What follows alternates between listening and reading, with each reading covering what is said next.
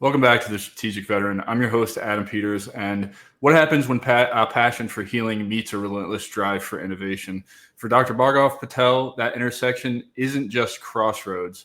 It's his life's work. As a physician, wellness entrepreneur, and pioneering leader in healthcare technology, Dr. Patel has dedicated his career to helping people move from surviving to thriving.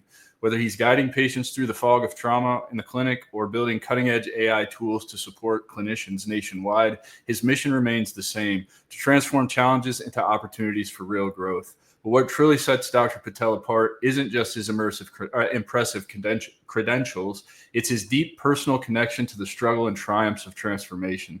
Having worked closely with veterans as both a psychiatrist and a researcher, he's witnessed firsthand the resilience needed to confront PTSD, moral injury, and the complexities of starting over. These pivotal moments inspired his forthcoming book, Trauma Transformed, where he unpacks the science and the heart behind true healing. As the CEO of My Peak, Dr. Patel channels that same spirit of purposeful growth into building products that support energy, cognition, and recovery. Today, Dr. Patel brings a wealth of practical wisdom for veterans navigating the transition to civilian life, offering both evidence-based insights and hard-won entrepreneurial lessons. Dr. Patel, welcome to the show. Excited to dive in.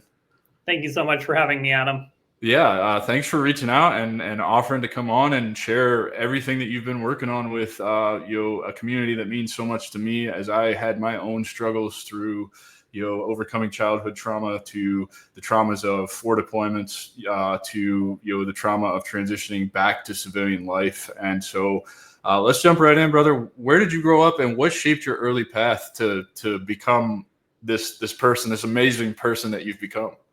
I really appreciate that.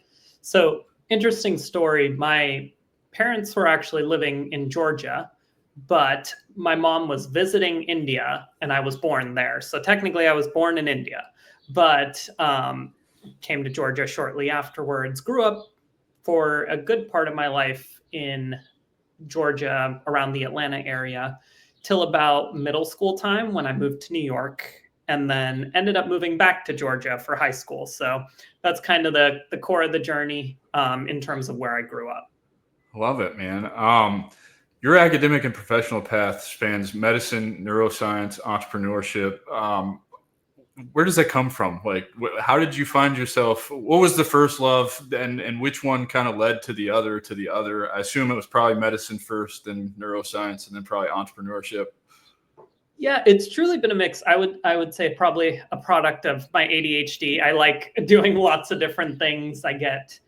I feel unfulfilled when I'm doing just one thing many times, because I have such a wide diversity of interests and I'm very curious. And when I dive into something, I really want to dive in all the way. So it started really, I was very passionate about psychology and neuroscience throughout high school, and that led me to the journey to going to medical school. But I always wanted to work in 2 ways. Like, I wanted to work from top down, where you're affecting systems that will broadly affect people, and then bottom up, because I didn't feel satisfied doing just one. So I also wanted to directly work with patients one-on-one and go through that healing journey with them. I love that. And you talk about the ADHD. I'm the exact same way. I have 3 major things that I'm doing right now, and somehow I figured out how to make all of them related to one another. It's this podcast, the Plant Medicine Retreat, and then the AI company. And it's really interesting how all of my interests can kind of come together, and I'm able to focus on all 3 of them. However, most entrepreneurs will tell you need to just dive in headfirst to one thing, and you're doing yourself a disservice. However, I don't operate that way. And I think I've made more traction, by combining the 3 and allowing myself time to work on one for a little bit for part of the day, work on another one for another part of the day, and then work on the other one and just being able to bounce around. I don't know. Is it a focus issue? You're the doctor. Well, I think, even for example, ADHD, it's not necessarily a problem depending on the severity, of course. Like, some people have very, very severe ADHD and they can't get anything done. But then part of it, there's strengths and advantages that come from people with ADHD. Some of our most creative and talented people have had ADHD throughout history, because your brain operates differently. It's wired differently. And so in many cases, you are able to handle a diversity of interests. And you kind of from my perspective, you really have to nourish your own soul. So if you want to just dive deep into just one thing, by all means, go for it. But if you can't feel like fully satisfied just doing that, do the multiple things you have to do, because you'll bring a unique perspective that combines all of those talents, which has its own advantages. Yeah, I totally agree with that, particularly in just, you mentioned you're a systems thinker, and I think that really is what helps me, because the systems are the same in the three different things that I'm doing. Like it just looks different, and I learn differently, through each one of those things. I don't know, I'm just hungry all the time, I think, for knowledge, which is another big part of it. I'm self-taught in everything. So no formal degrees, no nothing.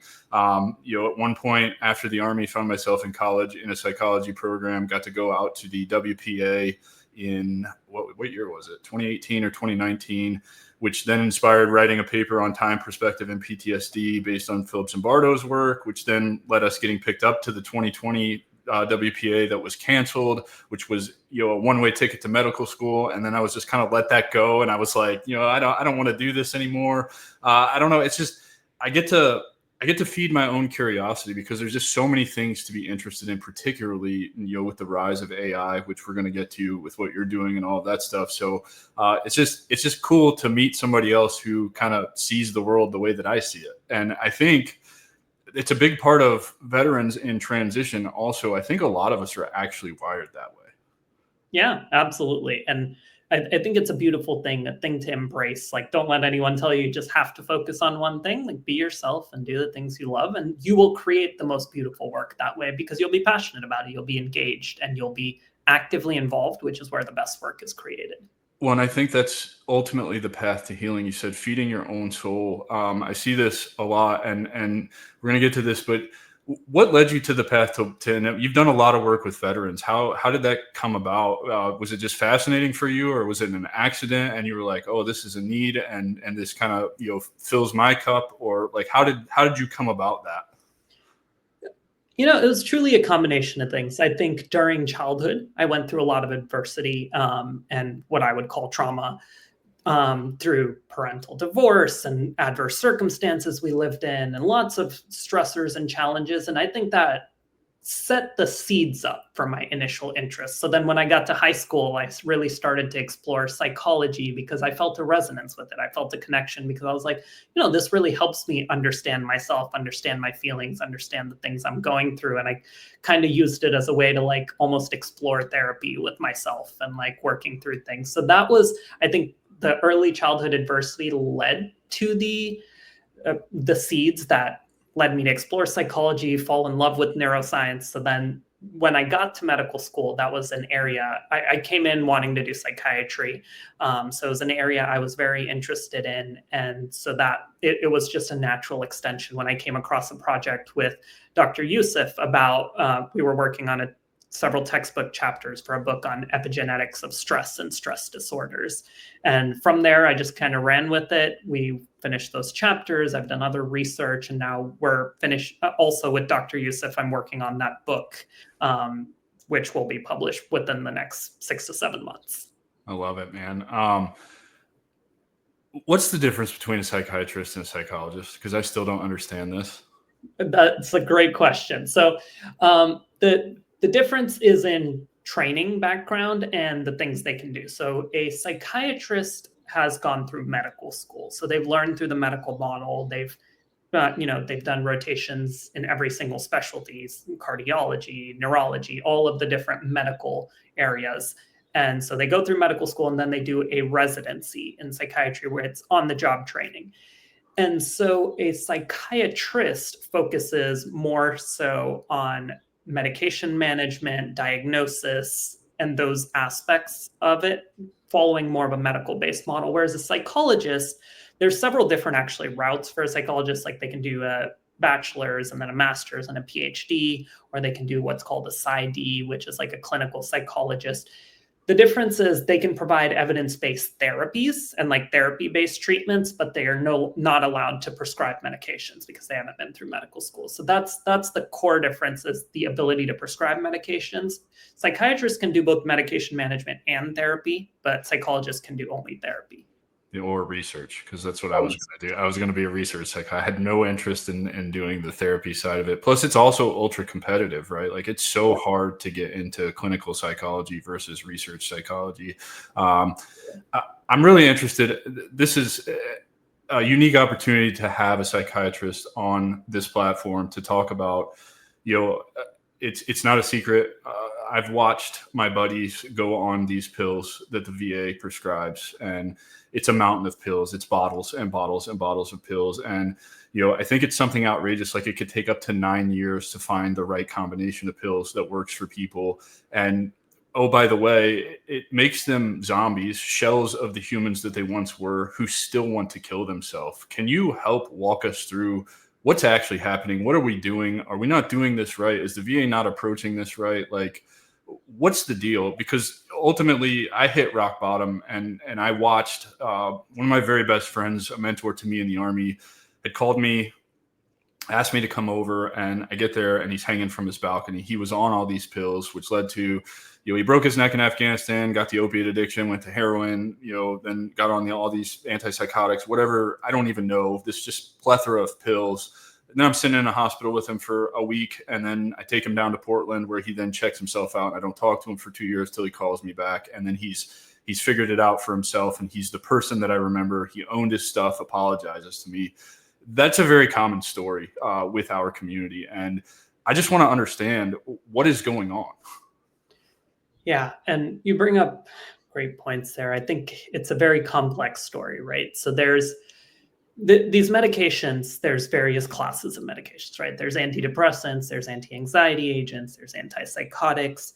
None of these medications are perfect. And none of them were specifically designed for PTSD. Now, the brain works with certain neurotransmitter symptoms. So there's neurotransmitters like serotonin, dopamine, norepinephrine, and all of these have some control over how we feel, how we behave, how we think. And so while the original theories were about deficiencies of these neurotransmitters, that's not necessarily the story. For example, interesting fact a lot of people don't know, if you take an antidepressant like a Prozac or a Zoloft, within the first day, essentially, your neurotransmitter levels have gone up. But on average, they usually take 4 to 6 weeks, if not longer, for people to actually feel the benefit. Why is that? It's usually a lot of downstream effects. So like, increase of the neurotransmitter leads to change in this other pathway and this other pathway, and then it goes down the chain to this core factor, it seems, called BDNF, or brain-derived neurotrophic factor, which actually helps with neuron growth and recovery and lots of other very important facts. But the problem is these meds are not perfect for PTSD because they weren't originally designed for PTSD. Now, they may work really well for depression in a lot of people.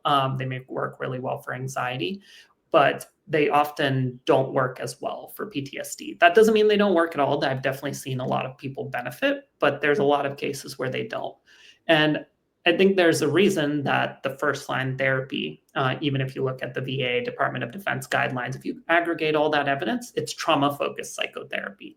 Why? Because until you process that trauma, you can't medicate it away. And it can seem horrifying to process that trauma. You almost want to avoid it. You want to medicate it away, whether you're using medications or in many cases, alcohol and drugs. Oh, yeah. I was the alcohol, up to two gallons of whiskey a week at my peak. And that's just at home, not including what I would drink at the bar. It's poison. It's just so bad for you.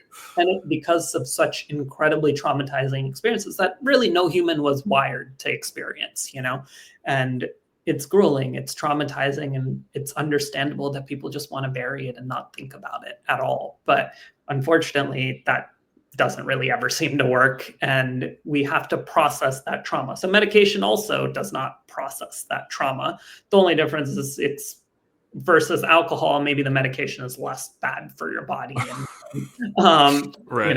Less dangerous, less cancer causing, those kinds of things. So I think that's the reason sometimes that medication is given, because again, we actually do have a major shortage of psychologists that can do that trauma-focused psychotherapy. Many places in the country, it's not available at all, unfortunately. And so it's a Band-Aid, not completely different from alcohol or other drugs, but it's a Band-Aid that's a little bit safer.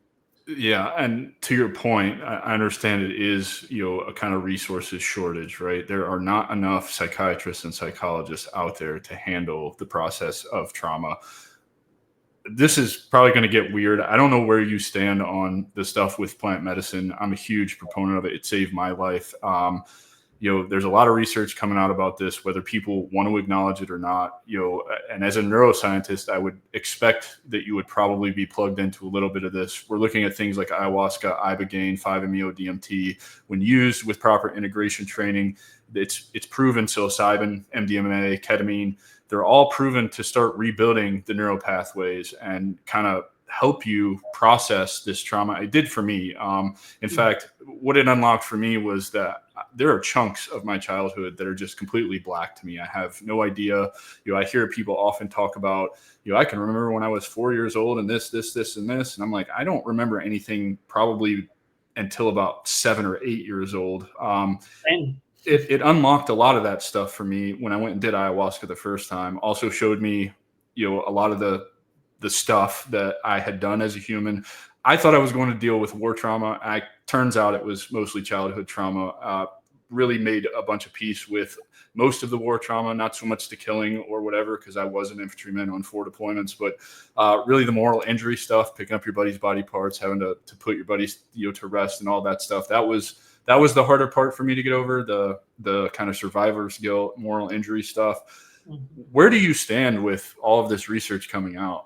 I see this as I'm leading a cohort down here in a week to do 10 veterans to do ayahuasca to really get the transformation. I know what it's done for me. I came back, I lost 100 pounds. I built this platform, created the AI company, and now, also partnered with this plant medicine retreat, which we're growing at an incredible rate. It just unlocked so much for me. I learned about yoga, breathwork, meditation, breathing, grounding, abundance mindsets, being outside in nature, getting the sun through your eyes and your skin, and how all of these things are actually truly healing to you. So where do you stand with all of this stuff? I want a professional who's made it his life's work to study this stuff, who also has the ability to prescribe and understands how the medications work. Like, are we being lied to about, plant medicine and all of this, or like, does it have its place? I think there's a lot of parts to that, and I'll try to address that. For sure. Sorry. No, that's okay. I'm really excited. Some of my favorite topics, actually. So first, I think healing is a holistic thing. It's not one medication. It's not one thing, whether it's a plant medication or a pharmaceutical medication or just a diet or sunlight. I think healing is a whole lifestyle, right? 100%. And so absolutely, there is no healing without the full picture. Like, you should be eating well. You should be getting your sunlight, exercising, connecting with people. Human connection is incredibly important. And then there's tools along the way that could spark and really accelerate that healing process, whether medications, plant medicine, and other healing experiences along the way. I think I wouldn't say anyone's being lied to. I think for a while there was a lot of psychedelic research back in the day, and then there was the whole government crackdown and all those things about it. So research kind of went from nowhere. And there's been a reemergence of interest over the last 2 to 3 decades. Especially the last 2, I'd say, due to some pioneering scientists. And so the understanding of how the scientific community works is, and the medical community, it's like, you don't want to overclaim something before you have concrete, solid evidence, because there's been many meds where we've been like, oh, this works great, and then later we find out it does all these horrible things. And it's the same thing, like, for example, considering something like marijuana. Well, I completely agree about decriminalization and even whether legalization. If alcohol is legal, marijuana should be legal. But I think alcohol is far more dangerous of a drug than marijuana will ever be. But that doesn't mean marijuana doesn't have its harms either. 100%. I couldn't agree with you more on that. As somebody who uses cannabis on a regular basis, it's about intentions. What are your intentions behind it? It's not, is this the next escape? Am I running from the thing, or am I using this plant to go inward and explore those thoughts, feelings, and emotions that I'm experiencing, and really trying to make sense of them. That was the biggest game changer for me when I came back from my ayahuasca experiences, is learning how to use the medicine with intent. And so for me, it's very structured. It's 8 o'clock at night. It's before bed. It's kind of alone and inward, working on whatever ailed me for that day or whatever challenges have been coming up for me. I think to your point, you're absolutely right. And is it for everybody? No, I'm not even saying that about plant medicine. As somebody who's partnered with a retreat, there's a whole screening process. We make sure you're not on SSRIs, antidepressants, all of that, because it'll fry your brain. It's dangerous. It's done with care. And that's kind of my point with the plant medicine, is it becomes more mainstream and more people. Obviously, you're going to have the money grab people that just want to get in on this while it's hot. We're trying to do this in the right way with pre and post integration training, because that's where you really make your money with that. Coming together, talking about the visions, the feelings, the emotions that you experience. I agree with you 100%. Yeah, absolutely. And with everything, it has to be used with care. Nothing is for everyone. There's no medication that's for everyone. There's no plant that's for everyone. There's no therapy that's for everyone. And everyone is unique, and that's a beautiful thing. Even with diet, as we're finding out more and more with nutrition science, there's no diet that's right for everyone, which is why the studies are so mixed, because there is no perfect diet. Obviously, I don't think fried food is necessarily the best thing for anyone, or like fast food. But like besides that, when comparing healthy diets, there's no diet for everyone. Right. And so I think the same with this, like, yeah, exactly. On the marijuana example, like how you're using it, whether you're using it in moderation, all of that matters, as we've seen, and what age you're using it at. Like we've seen a lot of studies specifically with children, like a growing, developing brain. I'm also a child psychiatrist as well. A growing, developing brain should not be exposed to marijuana at 12, 13. No, 14. absolutely. I totally agree with you on that as well. I think probably, 25, 26 even. Yeah, which is when the brain has reached a certain level of maturity. We see it's much safer after that age compared to beforehand, because there's, once it was legalized and we've gotten more and more data, we've seen there is a connection to higher rates of schizophrenia and high marijuana use in those early teenage years. So it's about finding those caveats, and that's what medicine tries to do. It's much more conservative, because it's like we don't want to jump ahead and claim something before we know for sure. So the same thing with plant medicine. I think a lot of people within the field of psychiatry believe there's a huge potential. There's a lot of hope, but we don't want to jump the gun. Similar to like MDMA, for example, there was a lot of hype in the beginning, but then a lot of stuff came out about how those clinical trials were run, and it showed to not be as beneficial as we thought for MDMA. And MDMA is not a plant medication. Right. It is a synthetic medication. And I personally actually did not think it would be as beneficial as some of the plant medications would be, which has kind of borne out in these trials and the fact that the FDA refused to approve it. But I do think psilocybin has incredible promise, and some of the incredible, yeah. And it'll take some time for them to all go through that rigorous process, but there is preliminary evidence with varying degrees. Like psilocybin has a lot more because it's being studied more actively. Ayahuasca has a little bit less because it's more complex and it hasn't been studied as actively. Though, of course, anecdotally, I've heard a lot of people talking about life-changing and transformative experiences through it. A lot of celebrities have done it. And there's a lot of retreats similar to what you're doing that help veterans specifically and other people with PTSD and major trauma as first responders heal. So I don't want to discount that at all, because a person's experience is a person's experience. And there is science to support that this totally could be possible. Yeah, I love it, man. Thank you for entertaining that, by the way. It's always fun to get to talk about this from just like a realistic perspective. And I'm in a complete agreement. Marijuana use regulated by your, self-regulated or whatever, through, a certain age, whatever, like totally on that. I think, the same way we run our retreat even is like, we will tell you what we're seeing and what's, safe for you to do and what's not safe for you to do.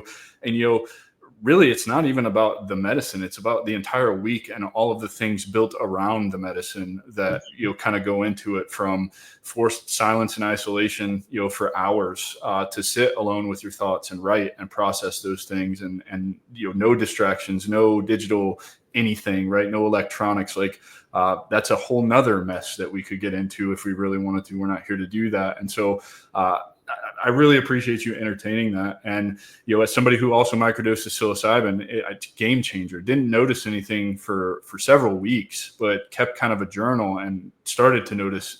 We talked about ADHD in the beginning and not being able to focus on more than one thing.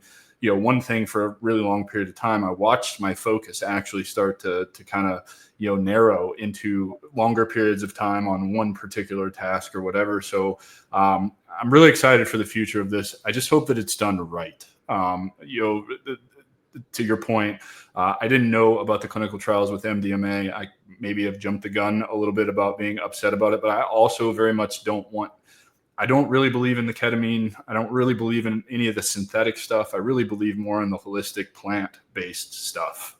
Yeah. So I tend to lean towards believing in natural things as well. And so, especially also in nutrition and lifestyle, I think that provides the foundational frameworks for benefiting our overall health. And what is our brain made of? And what is our mood made of? Really, a lot of it is affected by how we live, not just the food we eat, but the people we talk to, the environment we live in. All of those are crucial factors that I think it's very clear to everyone who just takes a second to pause. Like, obviously, these things are going to change how we feel. Yeah, 100%. So you're at the intersection of some of the most advanced fields, right? AI, mental health, performance optimization. How did you get there? Like, how does it go from psychiatry to AI, right? Like, and I've had this conversation with other people, particularly in the plant medicine space. A lot of people are like, no, I don't want to get AI involved because, XYZ, it needs to be human based. But also, I think AI has its place in a lot of things. AI unlocks a lot of things for people. And you're kind of living proof because you founded this company that's leveraging AI to create some kind of wearable, if I'm not mistaken, right? So Sully AI actually, it's not a wearable company. It uses agentic AI to actually help physicians with like diagnosis, treatment, writing notes, all of the things that, in healthcare, a huge problem today is burnout. Like, burnout rates sometimes approach 40, 50% in certain fields. Doctors are burning out, which is a problem considering we already don't have enough. And when people are burnt out, they provide less empathetic, less safe care. So it's really addressing, over the last 30, 40 years, medicine has become more and more corporatized, which has led to tons of notes and documentation and all this admin burden. And no one went to medical school to write notes and fill out admin forms. So it's like we went to medical school to care for patients and connect with people and help heal people. And so that's a number one cause of physician burnout today, is actually admin burden. So at Sully AI, we're trying to use AI to help automate a lot of those tasks, so physicians can not be typing on their computers while talking to a patient, but instead just talking to the patient while the AI listens, and it will write the notes and do all that stuff. Genius, because it's what we're doing, that kind of behind the scenes for the plant medicine retreat for forms and intake stuff, and so that we can focus more on the actual retreat and the healing than the admin side of it that takes you away from all of that, because it still has to be done and all of that. And yeah, I'm a firm believer. Look, AI is here. It's as dumb as it's ever going to be, and it can do a lot of things really well for you when you learn how to automate it properly. And I mean, our whole Allset Technologies is based on that, right? Like, that's what we're trying to do is target small to medium-sized veteran-owned businesses and bring them to the future with AI and automation to let them do more of what they're good at. Yeah, and you bring up great points. It's like AI is a foundational layer. It is just like the internet is a foundational layer. And so it will affect things across every industry. It will make the world a different place. It's already started to slowly, but within the next 10 years, the world will be a different place. And I don't think it's going to take over everything. It's going to take over all our jobs. Humans will always have things to do. I think an example I like to use is if you really go back and you asked farmers like 200 years ago, and they were asking about our jobs today, and we were telling them, they'd be like, that's not a real job. You're just like, like think like being on podcasts, like that wasn't a thing 200 years ago, but they would think our jobs are not real jobs, but today they provide us so much meaning. They're actually incredibly useful for society today. And so similarly, AI will replace some jobs and it will create new ones that maybe to us relatively today would seem like not real jobs, but they will be real jobs then. Yeah, I was listening to the latest episode of Joe Rogan yesterday with the founder of Replit on his podcast. Amazing human being, and love where he's going. He very much believes the same thing. AI is going to create, particularly with what he did with Replit. He believes that it's actually opening the door to so many more people in the world to become entrepreneurs. And he's got this theory that there's a ton of us out here who have amazing business ideas that are valid, that could be explored, but the barrier to entry is technology has gotten so far ahead. And he relates it to when he opened his first computer, it was just MS-DOS and it invited you to code. Now we have all these interfaces that don't invite you to code, so it's intimidating. And he's solving that problem with Replit because you can now just use natural language to prompt it and learn code. And I was like, he just said exactly what I did to learn all of this stuff. I started playing with free trials of these tools as they would come up, and I taught myself how to read code so that I know where errors are and how to fix them, because my mind systems thinking, right? Like it just happens. And so I tend to agree with you, and I love it. Let's talk about My Peak. What is My Peak? So My Peak was a company I started in medical school. It's a vegan nutrition and supplements company really focused on helping people live at their peak. So our supplements were designed for performance optimization and like optimizing your health. So it's something that was another one of my core passions. Like even before medical school, I was very passionate about like nutrition, like health and longevity. I was like, I think nutrition is not just about living long or it's about living your best life. Like you feel the best when your nutrition is optimized. So not only will you live longer, you'll live better, and each day will be a more rich experience. And so that was the core behind My Peak. Like I had created a protocol of supplements and nutrition for myself to optimize my health.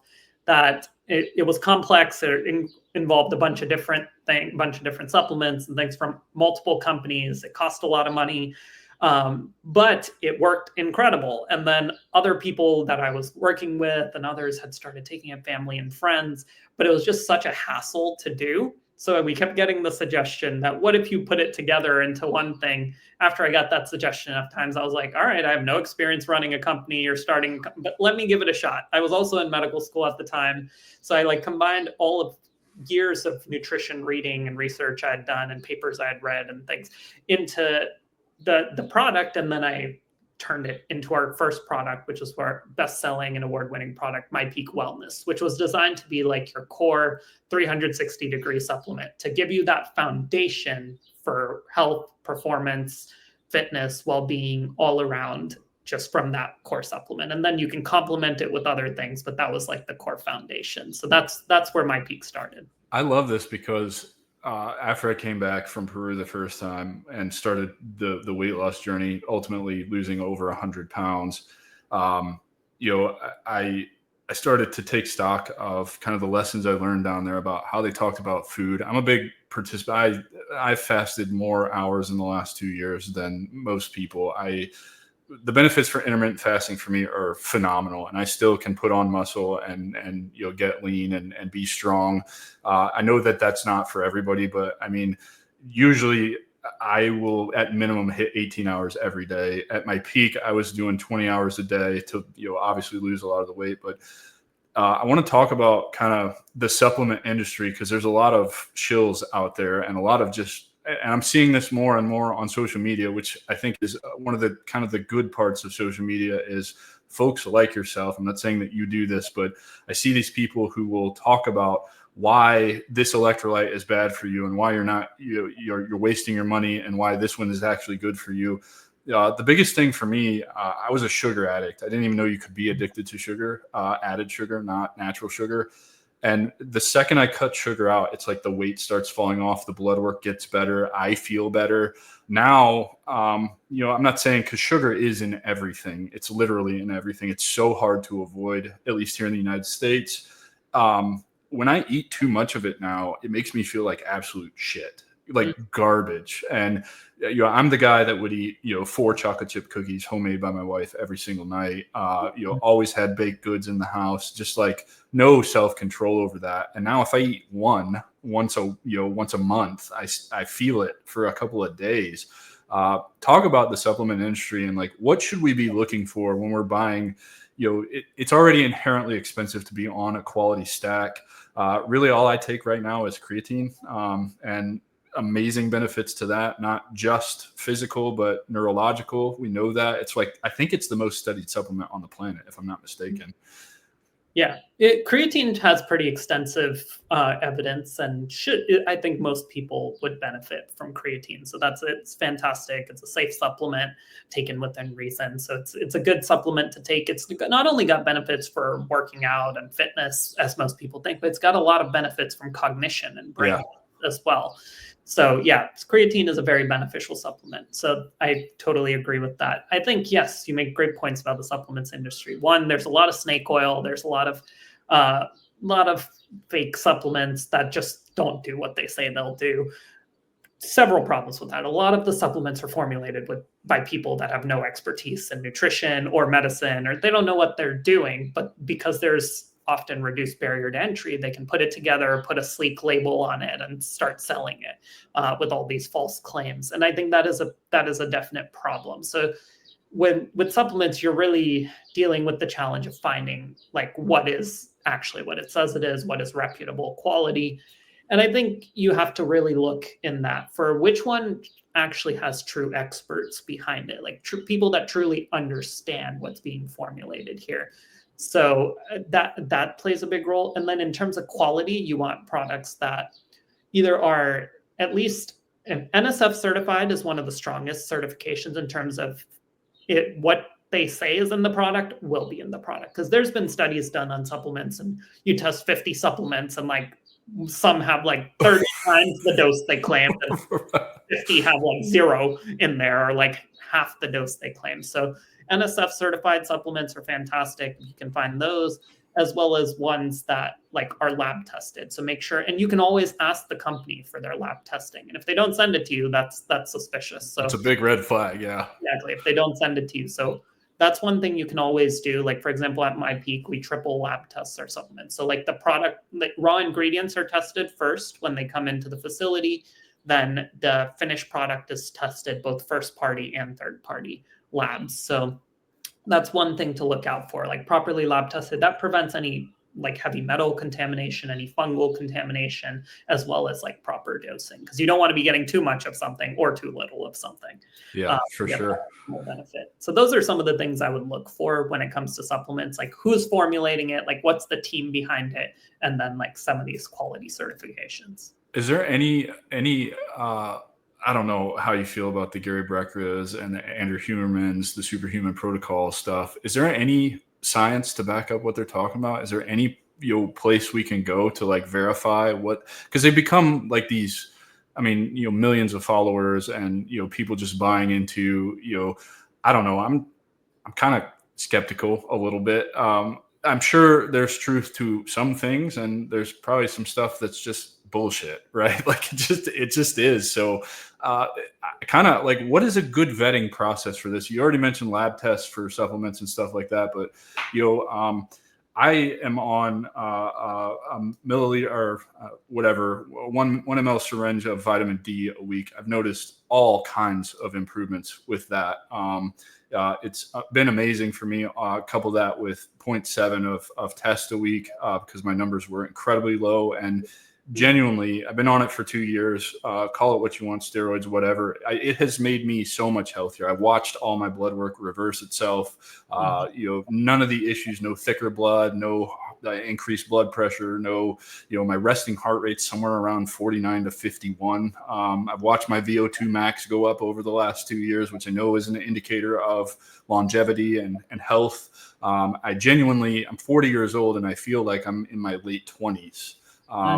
What can we do to, I don't know, I got lucky and found a peptide, therapist or whatever you want to call her, who genuinely cares, who lives this, breathes it, researches it, takes care to spend the time. She'll spend hours talking to me about, my protocol and this, that, and the other.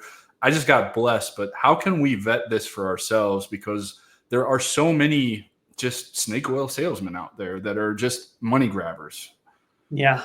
And, I wish I had a perfect solution for that, because it's just, there's so much complexity to it. And I think something like you found, like, figure out people who actually seem like they care and are willing to talk with you.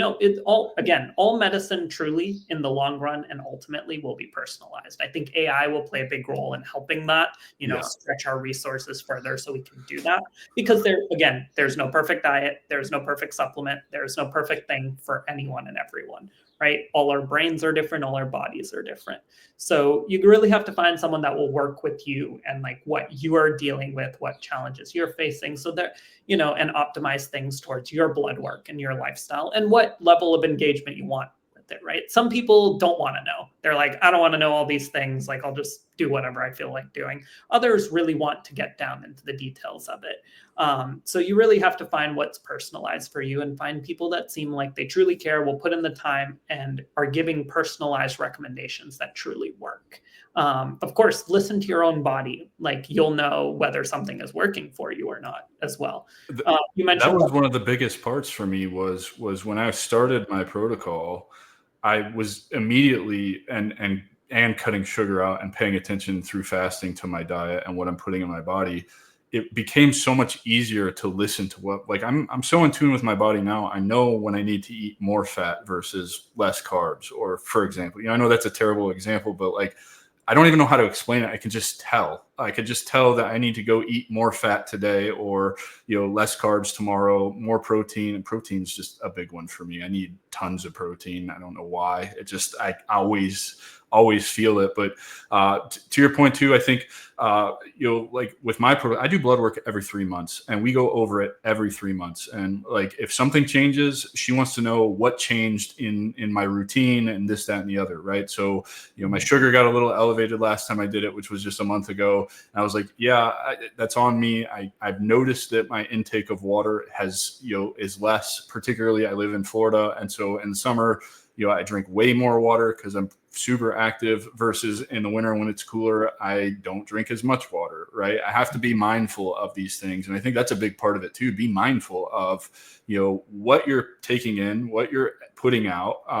Also be mindful of what your body's telling you. Yeah. And, I'm really glad you touched on that. I feel like mindfulness is actually at the core of almost everything. Like, it all starts there. Are you aware of what's going on? Are you mindful of what's going on in your body? Your body and your mind have incredible intelligence. They will tell you a lot of things if you're paying attention, which most people are not. Most people are not really paying much attention to their bodies. But if you do, you'll feel, this was something that was always taught in like more traditional medicines like Ayurveda and traditional Chinese medicine. Like, your body has incredible intelligence, and there's certain foods are compatible, but you can tell as soon as you start eating it whether your body is actually receiving and accepting that food or not. But you can only tell if you're mindful. If you're watching TV and like not paying attention, you're just gobbling food down, you're not going to notice those signals your body gives you. And the sugar one is a great example. Like, if you're paying attention and you're eating a bunch of sugary crap, you will actually start to feel repulsed by it eventually. There's a great book called Ultra Processed Food. I've read it. Yeah, it's great. People, I think. And he talks about, like, he's like, I'm not going to tell you not to eat it. Just pay attention to what you're eating. Like, learn about it and just pay attention, and you will start to, he's like, he himself started to eventually just feel repulsed by ultra processed foods and like extra added sugars and all those things. And I think that's an important thing to pay attention to. If you pay attention, your body will tell you what you need, and your habits will get better by default. Well, and I think too, a big part of it, at least for me and my experience, has been moderation. Everything in moderation, even moderation. So, I wasn't able for the longest time to eat ice cream or drink milk. It would just go right through me. I do the dieta. I go to Peru, take the ayahuasca, come back, change my diet.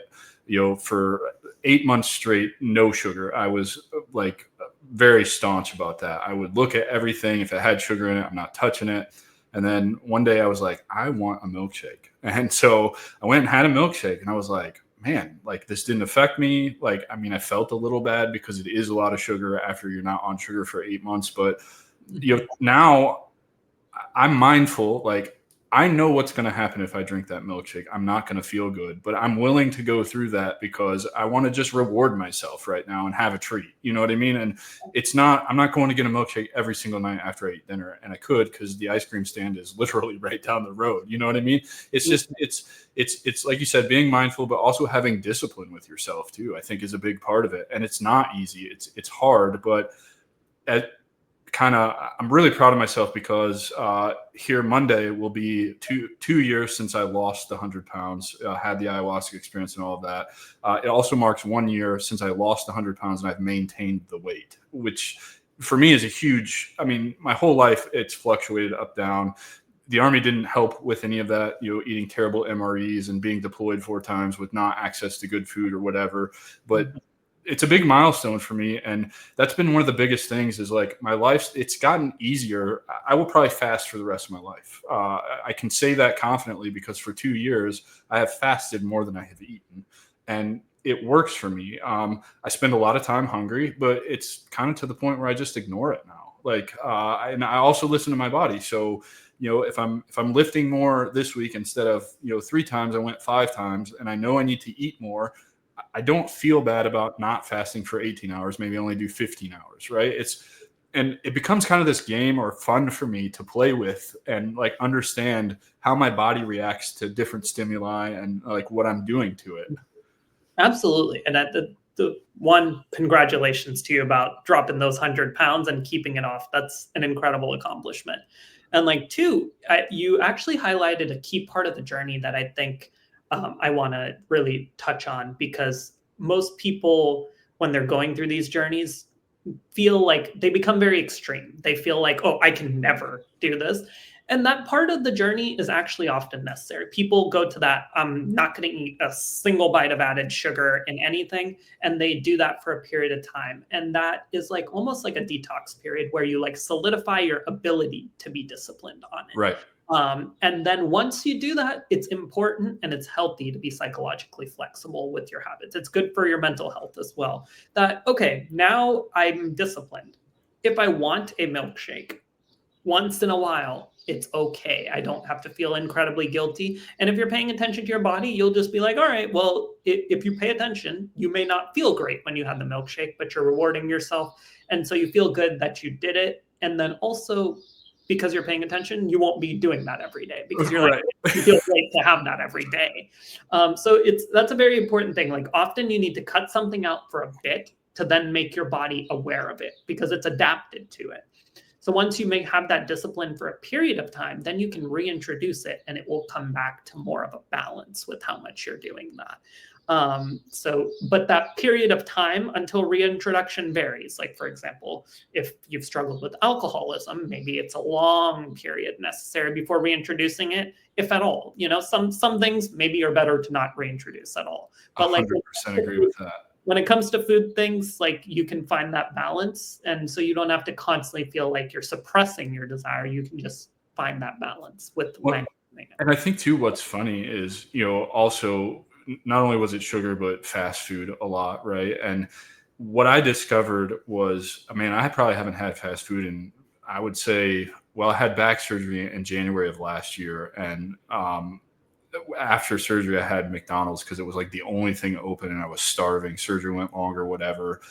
I noticed I lost the taste for it. It tastes awful. It's so, you could just tell it's not good for you. And that was kind of one of the biggest revelations. And it's very easy for me to avoid all of that. It doesn't matter if I'm traveling, like I said, I'm headed to Peru next week. So I'll be in the airport a lot.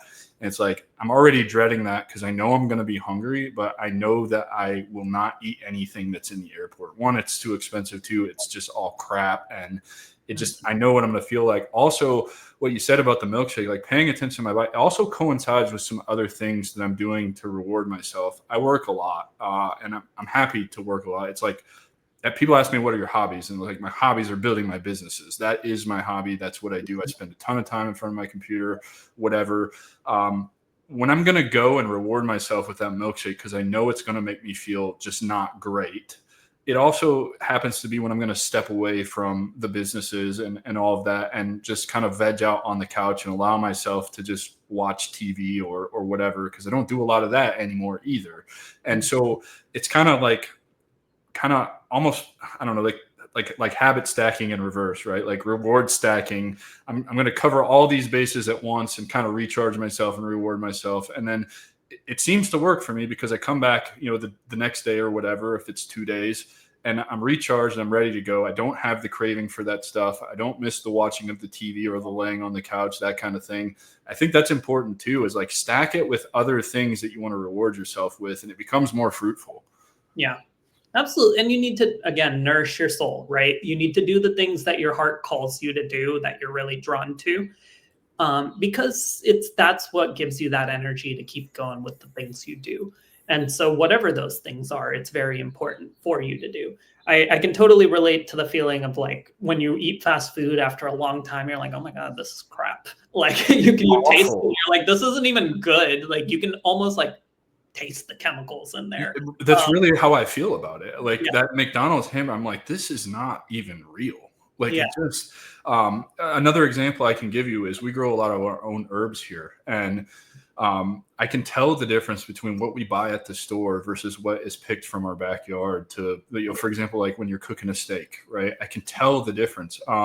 Even things like, it's so simple to make your own butter at home. Go to the store, buy some, is it half and half? Yeah, half and half, and blend it and separate it. You'll get buttermilk and you'll get butter. I can tell the difference between that butter and the store-bought butter. Mm-hmm. It's wild.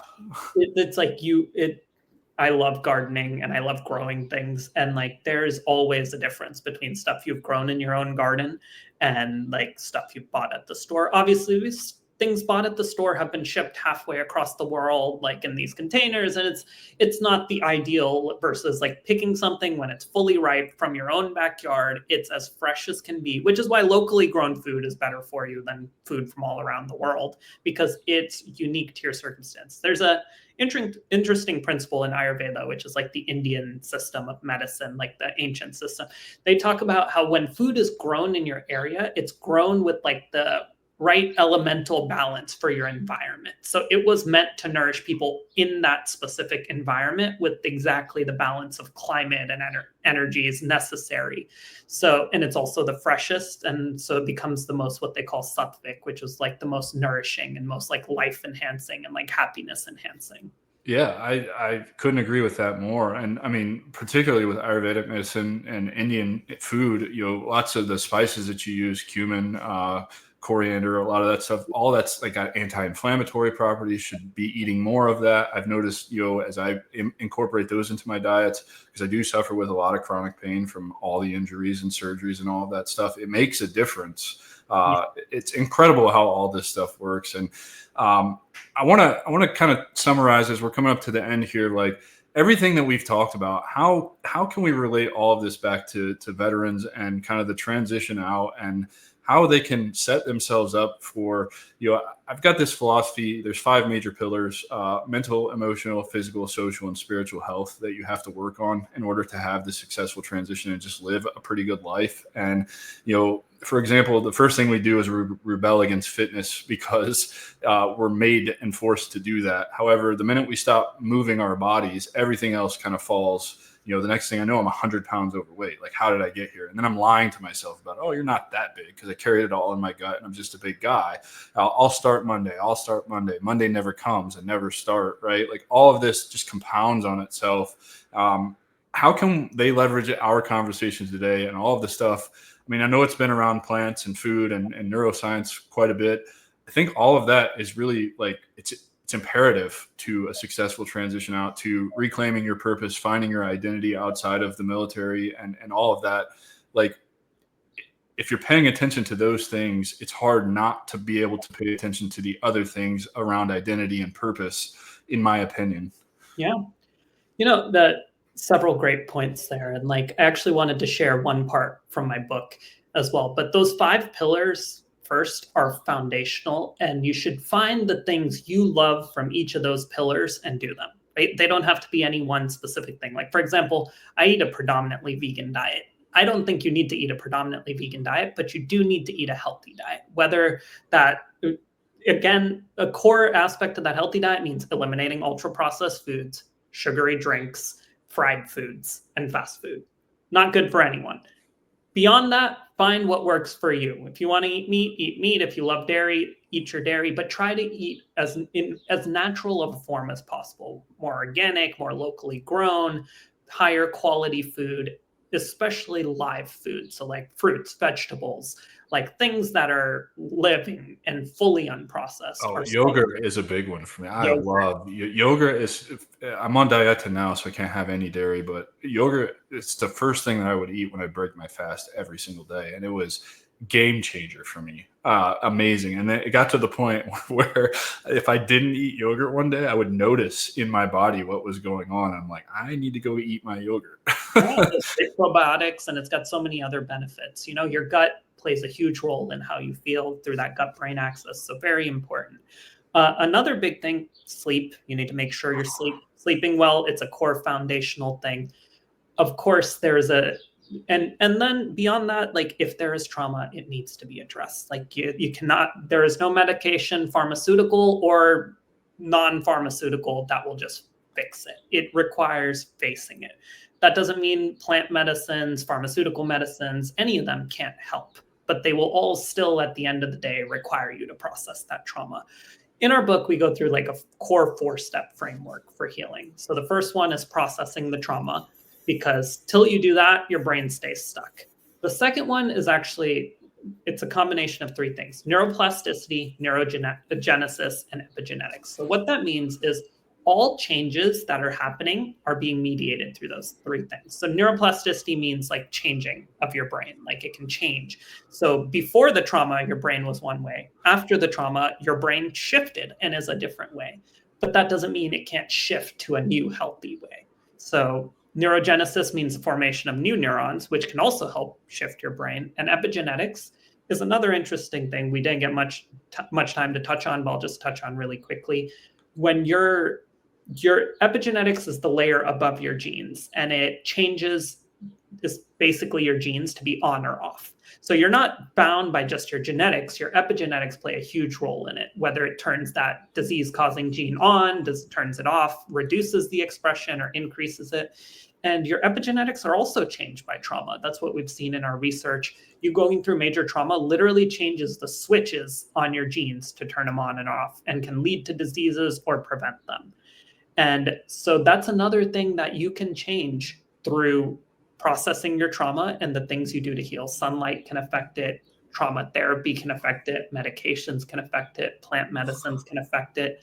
So that's the core foundation: neuroplasticity, neurogenesis, and epigenetics. That's how you heal. That's the basis for how you heal. I can't wait to read your book. I'm excited to share it with you when it comes out. The number 3 is overwriting experiences. You need to overwrite that trauma. You need to, let's say if your fear is a loud explosion, you need to eventually put your nervous system in a place where it can tolerate that loud sound and recognize I'm safe. Like I'm not in a dangerous place anymore. And like, as you can do that through more and more experiences, you can overwrite that old memory to a degree. And then the last step, which is one of the most important to what we call post-traumatic growth, is finding meaning. And that's a unique journey for everyone. But when you find that meaning behind it, when you find that purpose, that's when you've gone from post-traumatic stress to post-traumatic growth. That's what our book tries to do, to guide you through the process of that journey and help you with the resources to achieve that journey from post-traumatic stress to post-traumatic growth. It's a game changer too. When I found this work with this show, that then created more opportunity for me to do more work in a similar space, and then, led me to it's even service to help veteran-owned businesses integrate AI and automation. Like it's such a good feeling, and I couldn't agree with you more, man. Really appreciate. Last question, because we didn't touch on it. Is there any relevance behind nootropics? Any nootropics that you recommend out there? So there can be benefit. The thing is that, again, the industry is very complex. Yeah, right. And there's a lot of snake oil always. I think before nootropics, I think the core is to start out with something that provides that foundational nutrition. Like what we tried to do at my peak with wellness. It's forget the fancy stuff. It's like you need the foundations. Right. You need to make sure you're getting all your vitamins and minerals, that you're getting some core supplements that are scientifically backed that will really help you set those foundations across all the areas of your life, whether that's cognitively. And I mean, wellness has nootropics in it, but we've only stuck to the core, highly evidence-based ones because you don't want to I think it's not about overemphasizing just your mind. It's about your whole body as a system. Oh yeah. I agree 100%. When you take care of just the foundational stuff, are you getting enough sunlight? Are you getting enough vitamin D? Are you vitamin A, all of that stuff? Are you paying attention to what you put in your body? A lot of the other stuff works itself out is what at least my experience. It's just incredible. Dr. Patel, I really thank you for being here today. I thank you for reaching out to have this conversation with me. I can't wait to release this one. And I just thank you for your time. Absolutely. It's been a pleasure. Yeah. Everybody, I give you Dr. Bhargav Patel. Please, hang on to some of the stuff we said here. Start being mindful of yourself and maybe trying to implement some of these things that we talked about and see how it works out for you. We'll see you guys next week with another awesome episode. Take care, everybody.